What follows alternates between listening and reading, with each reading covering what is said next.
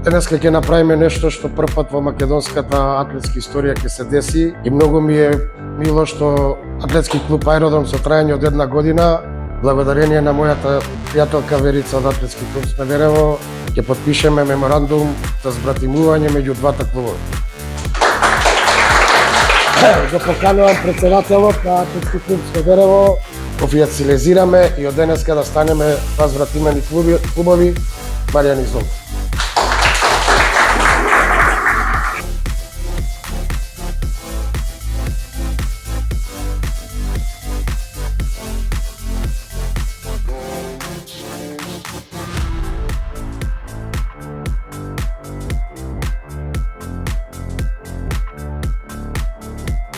Ja bih da vam se zahvalim na velikom gostoprimstvu koje smo doživjeli ovde. Drago mi je da smo potpisali jednu povelju o pratimljenju dva kluba. Prijateljstvo koje je proisteklo iz prijateljstva Danijela Kirova i naše sekretarke Verice Disić. Prošli put smo vas ugostili na našem takmičenju koje je jedno od najvećih u Srbiji, Trofej Smederevske tvrđave. Nadamo se da ćete i u buduće dolaziti u što većem broju.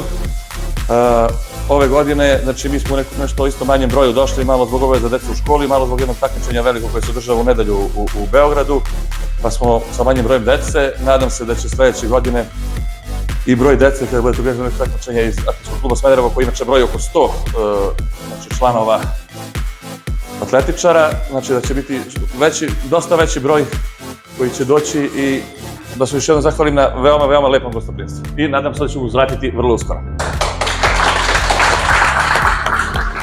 Ja ću vas pozdraviti ispred Atletskog kluba Smederevo.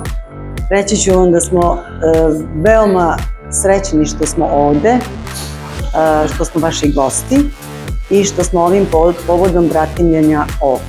Mislim da ovim potpisivanjem činimo jedan veliki korak ka razvijanju našeg daljeg prijateljstva, druženja i naravno takmičenja. Želim vam mnogo uspeha, da budete veliki klub kao i mi i da budemo na terenu ljuti neprijatelji, a ovako veliki prijatelji. Živjeli! Srbija i Makedonija, dve zemlje velikog prijateljstva.